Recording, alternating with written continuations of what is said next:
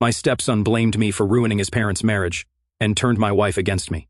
So I left quietly and set a trap he had no way of escaping. I'm 38. My name's Justin. And up until a few months ago, I thought I had a solid life. Career going well, decent house in the suburbs, a wife I cared about, and yeah, a stepson. That's where things started falling apart. But I guess I need to explain how we got here first. Grace and I met 5 years ago at a mutual friend's cookout. She was 33 then, recently separated, living with her sister at the time. I remember she had this mix of confidence and tiredness, like she'd been through a lot but wasn't going to let it crush her. We hit it off right away. She was funny, easy to talk to, nothing like the people I'd been dating before. I learned about her son Ethan on our second date. He was 15 then, living mostly with her but spending some weekends at his dad Victor's place. She told me right away there was no going back with Victor. Things had been bad for years. She said the split was messy, sure, but she was done with him long before she met me. Victor, though, told a different story. He started spreading this idea that Grace had left him for me, that I was sneaking around with her while they were still married. Total lie. When I met Grace, she was already separated, papers filed, rings off. Didn't matter. Victor made sure everyone who would listen thought I was the villain. Ethan heard that version too. At first, he didn't act like he hated me or anything. When I met him, he was polite but quiet, the way teenagers are when they don't know what to say. I didn't push.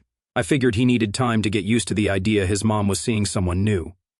The first year Grace and I were together, I made a point not to overstep. I didn't try to be his dad. I was just around. If he wanted help with something like rides to soccer practice or looking over his college essays, I was there. I showed up to a couple of his games when Grace asked. We even worked on his car together one weekend when his old Honda wouldn't start. He said thanks, was respectful enough, but I could tell there was this wall I wasn't getting through. I thought maybe it was normal teenage stuff. But then little comments started slipping out.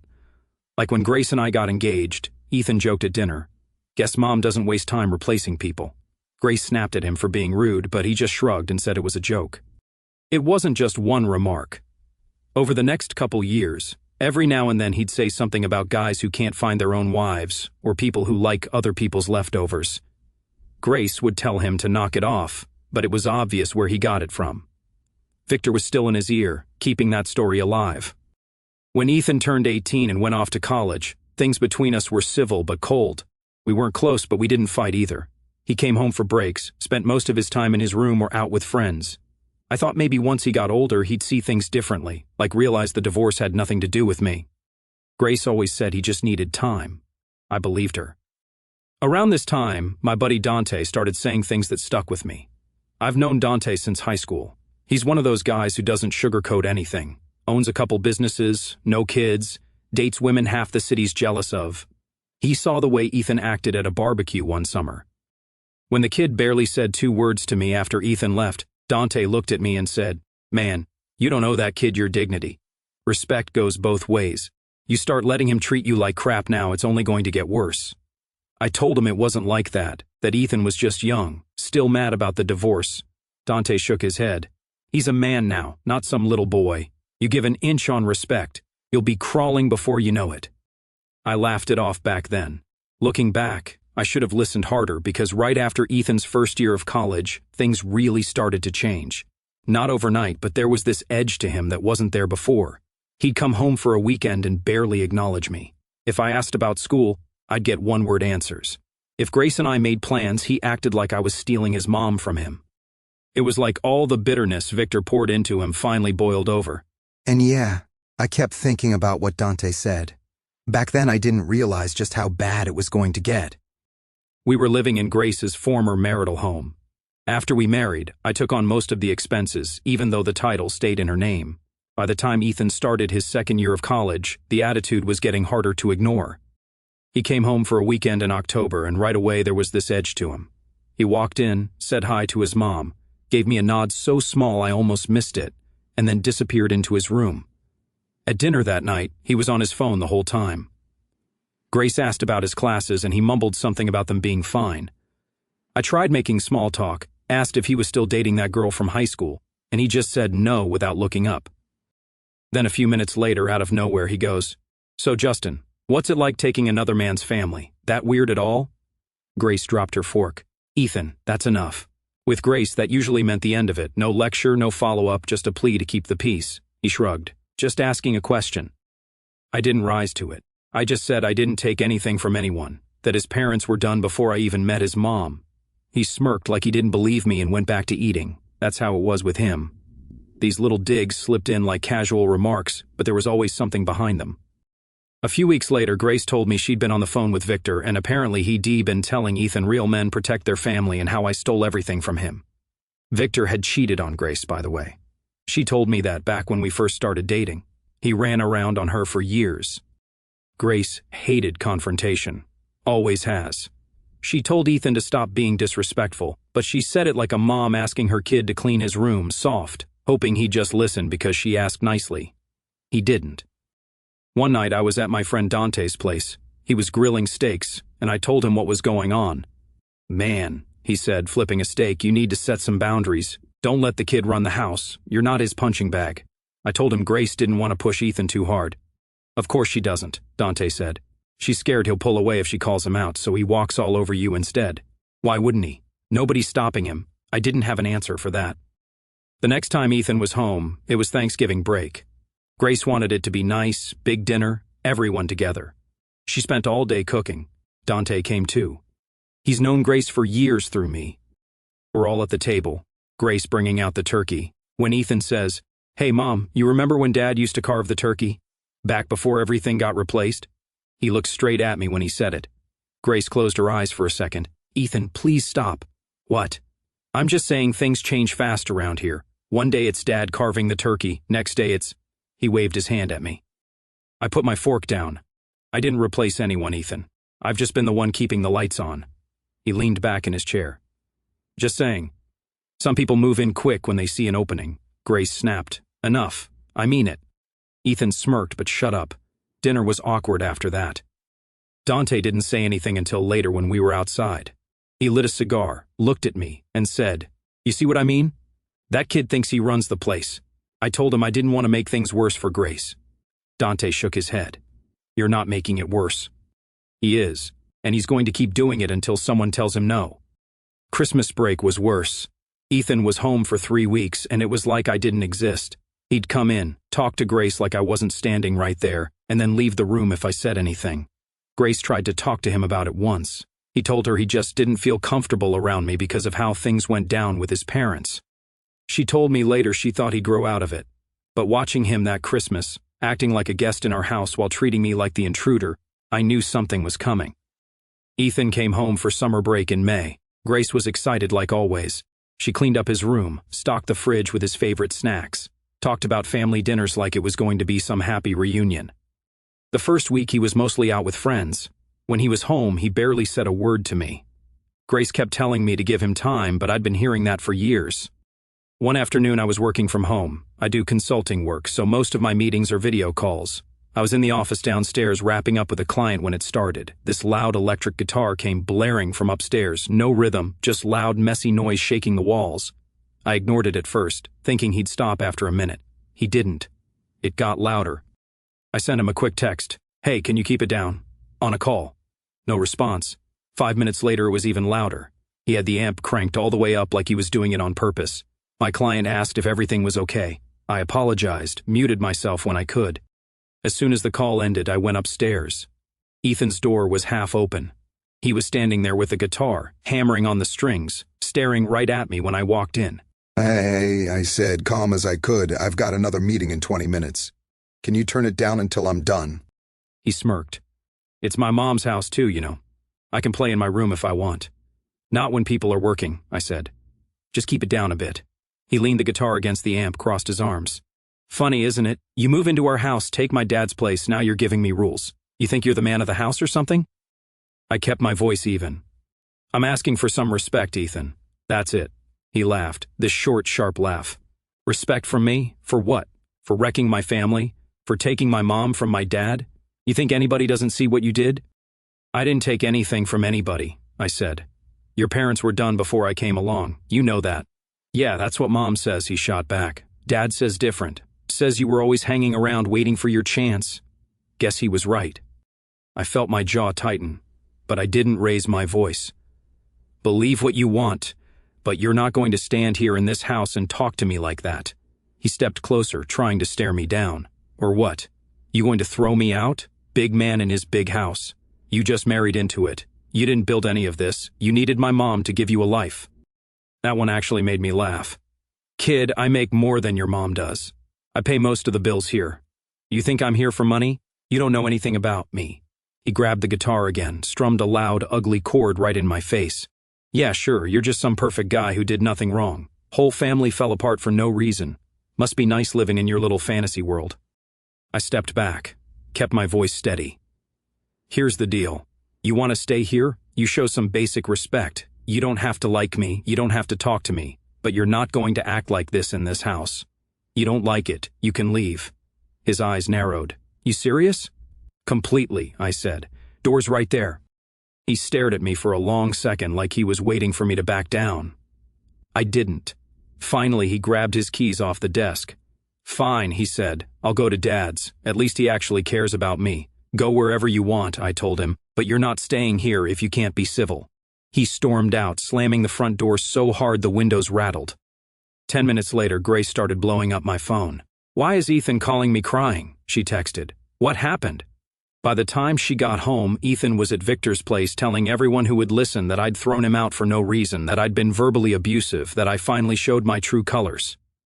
Victor called Grace while I was standing right there, yelling loud enough for me to hear every word. Said he always knew I was trouble, that he should call a lawyer, that I had no right to put my hands on his son, though I hadn't touched him once. Grace looked at me like she didn't know what to believe. I told her exactly what happened, word for word. She just sat down at the table, rubbing her forehead. I need to talk to him, she said finally. Go ahead, I told her. But I'm not living like this anymore, and I meant it. The day after Ethan left for Victor's place, Grace spent hours on the phone with Ethan, with Victor, even with Ethan's girlfriend Mia. She came downstairs after one call looking exhausted. He says he'll come back, she said, but only if you admit what you did. I was at the kitchen counter finishing some paperwork. Admit what? That you ruined his parents' marriage, she said quietly. I actually laughed. You want me to lie to make him feel better? Grace frowned. He says it's not a lie. He says Dad told him. Yeah, I know what Victor told him, I cut in. Victor's been spinning that story for years because it makes him look less like the guy who cheated on his wife and blew up his own marriage. Grace rubbed her temples. Justin, I'm not saying it's true, she said. But if you acknowledge how he feels about the divorce, say you're sorry for the hurt, it might lower the temperature. He needs something that lets him stop fighting. So I confess to something I didn't do so the kid who just called me a homewrecker can feel like he won. She didn't answer right away. I stared at her. Grace, no. I'm not apologizing for something I didn't do. I didn't ruin your marriage. Victor did. You told me that yourself, 100 times. She sat down across from me. I just want my son back in my own house and some basic respect, I said. Not too much to ask. Over the next couple of weeks, Ethan stayed at Victor's. Grace started spending more time there too, first lunches, then 2 or 3 evenings a week. I told her, you know how this looks. She said, I'm there for Ethan, not for Victor. I said, fine, but text me if you'll be past 10 and keep it to where Ethan is in the room. One night she didn't get home until after midnight. I'd been up. We'd agreed on a 10 o'clock cutoff. She blew past it. Ethan didn't want me to leave, she said. Did he want you to move in too? I asked. She glared at me. Don't be dramatic. I'm not, I said. I'm asking how far this goes. Because right now your son's holding the whole house hostage until I confess to something I didn't do. She didn't answer, just went upstairs. The next weekend she came back from Victor's place looking frustrated. He still won't come back if you're here, she said. Then he's not coming back, I told her. Justin, she said like she couldn't believe I wasn't giving in. He's my son and I'm your husband, I said. At least I thought I was. She didn't say anything to that. For the record, I don't think she was cheating. It looked wrong, even if it wasn't. That night I sat at the table staring at the stack of papers Dante had sent me earlier in the day, separation forms. I hadn't asked him for them, but he sent them anyway along with a note, don't wait around to be the bad guy in someone else's story forever. I looked at the papers for a long time. The next morning, Grace was in the kitchen when I came downstairs. I'm filing these, I said, putting the envelope on the counter. I warned you how this looked. I won't be the husband who waits at home while you spend nights at your ex's. She looked at it like she didn't understand. What is that? Separation, I said. I'm not living in a house where I'm treated like the villain because Victor can't own his mistakes and your son wants someone to blame. You're giving up? She asked. No, I said. I'm done being disrespected in my own home. I'm done watching you run over there every time he snaps his fingers while I sit here like the problem. Grace looked at the envelope, then at me. This isn't what I wanted. It's what's happening, I said. He made his choice. Now I'm making mine. For a long time, neither of us said anything. She finally asked, what happens now? You figure out what you want, I said, but I'm not staying here while you and your son treat me like some stranger who wrecked your lives. I didn't. And I'm not going to pretend I did just to keep the peace. I'll keep paying what I've been paying through month's end while we unwind this. She didn't try to stop me when I picked up the envelope and walked out the door. 2 weeks later, Grace's sister hosted a birthday party for their dad. Big backyard thing, lots of relatives. Even Victor showed up because apparently he's still friends with half the family. They tolerated him for years, part habit, part charm, mostly not wanting a blow-up in front of Ethan. I almost didn't go, but Grace asked. Skipping would look worse, and I was still family to her dad. Victor got there with Ethan. I hadn't seen either of them since the blow-up. Ethan didn't look at me once, just stayed glued to his dad like I wasn't standing 10 feet away. Victor started drinking early, beer after beer, laughing too loud, telling stories like he was the star of the show. Grace kept her distance. So did I. It was later in the evening when I heard him. He was in the driveway with 2 of Grace's uncles, voice raised. You know what? That marriage was dead years before she met Justin, he said, words slurring. I was gone half the time anyway. We were just pretending for the kid. He pointed toward the backyard where Ethan was sitting with some cousins. But she can tell him whatever she wants. I don't care anymore. One uncle asked something I couldn't hear. Victor waved his hand. Yeah, I cheated, whatever. We were over way before that. She knew it. Everybody knew it. We were just living in the same house so it didn't blow up sooner. I stood there listening, not moving.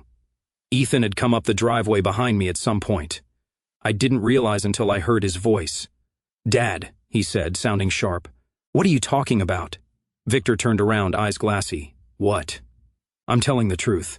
Me and your mom were done long before she met him. He jabbed a finger in my direction. That guy didn't break anything. It was already broken. Ethan looked like someone had smacked him. You told me. Victor cut him off. I told you what you needed to hear. You were a kid. I wasn't going to tell you your parents hated each other for years. Thought it was easier if you blamed somebody else. Ethan didn't say anything, just stood there staring at his dad. Then he turned and walked back toward the backyard without looking at me. The uncles wandered off too, shaking their heads. Victor lit a cigarette and leaned against his car like he hadn't just blown up the story he'd been telling for 5 years. I didn't say a word to him. Later that night, people were talking. Grace's cousin told me she wasn't surprised. Apparently, most of the family had long suspected Victor was running around on Grace. They just didn't press it. Denial was easier than a public split. By the time the party ended, Ethan was sitting by himself, not talking to anybody. His girlfriend Mia showed up to drive him back to Victor's place. A couple days later, Grace told me Mia broke up with him, said she found out he'd been telling people I was violent, that I threw him out of the house screaming and threatening him. When she realized none of it was true, she was done. She told him he was just like his dad, Grace said. I didn't feel sorry for him. After the party, things between Grace and Ethan started to shift. At first, she tried to comfort him, telling him Victor was drunk, that maybe he didn't mean it the way it sounded. But then Ethan started snapping at her too. One night he came by the house while I was packing some stuff to stay at Dante's for a while. Grace asked him to help carry a box to my truck. Not my problem, he said, scrolling on his phone. Grace told him to watch his tone. He rolled his eyes. Whatever. You're just going to blame me for everything now too. She stared at him. Nobody's blaming you, but you don't talk to me like that. He shrugged and walked out without helping. Over the next week, Ethan barely spoke to her. Victor wasn't around much either. He had some new girlfriend, spent most of his time at her place. I think that's when Grace started realizing what I already knew. Ethan didn't just hate me, he hated anyone who didn't tell him exactly what he wanted to hear. And Victor's little drunk speech didn't just crack the story open. It showed everyone who was actually responsible for what happened. But by then it was already too late for my marriage. A couple weeks after Victor's driveway confession, Ethan stopped coming by the house completely. Grace said he was staying with Victor full-time now, though from what I heard, Victor wasn't around much either. He was busy with a new girlfriend. He bounced from Victor's to friends' couches to a cheap off-campus sublet, and by fall he was in a small downtown apartment with 2 roommates. Grace found out about her on social media, some woman in her early 30s, pictures of her and Victor at concerts, dinners, weekends out of town. Grace didn't say much when she showed me one of the posts, but I could tell it hit her. "Guess he moved on fast," I said. She just closed her phone and walked out of the room. Meanwhile, Ethan started acting different toward her. Before, he'd at least talk to Grace even if it was mostly about me. Now he barely answered her texts.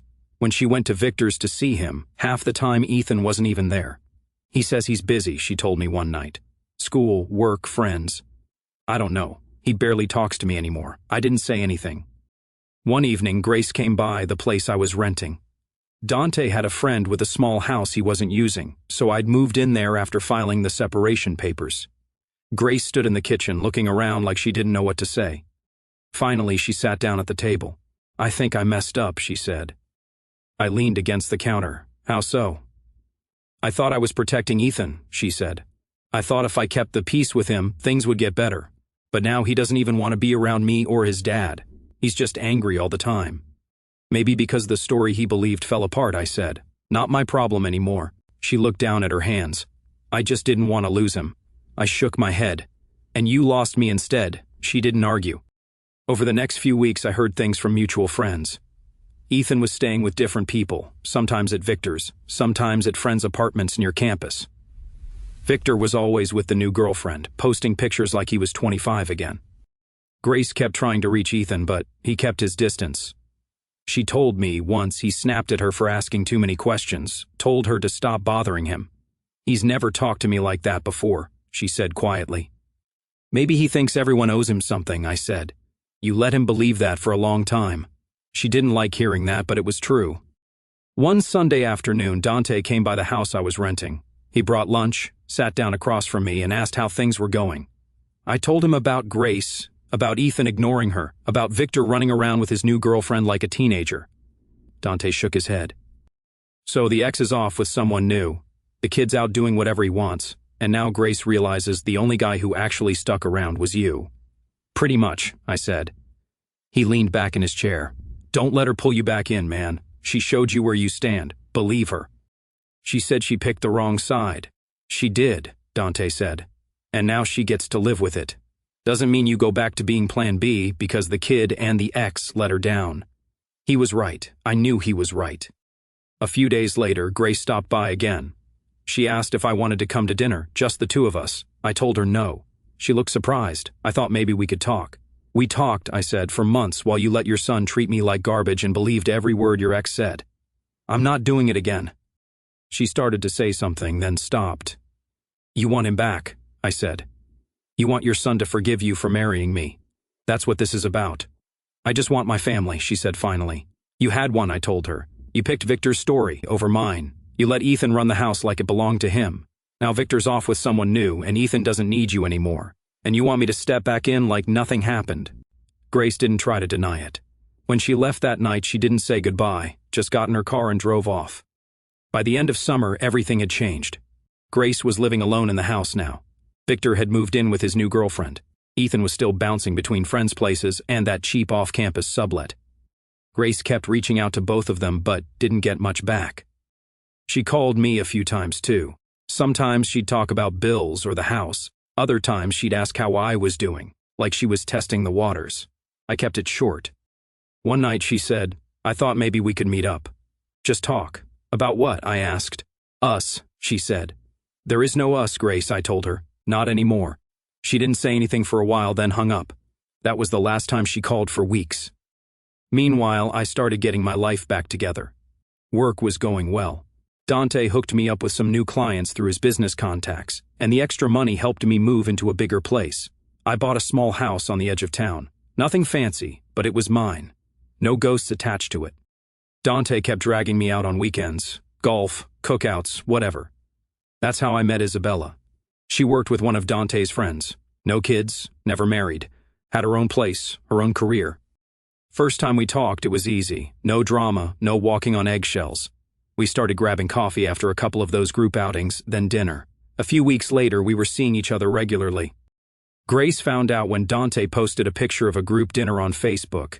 Isabella was sitting next to me. We weren't even holding hands or anything, but Grace texted me the next day. "She's pretty," was all she wrote. I didn't reply. By fall, Isabella and I were spending a lot of time together. We went hiking on weekends, tried new restaurants, even took a trip to the coast for a few days. She never asked about Grace or Ethan unless I brought it up. And when I did, she just listened. No judgment, no advice I didn't ask for. Grace, on the other hand, started calling again.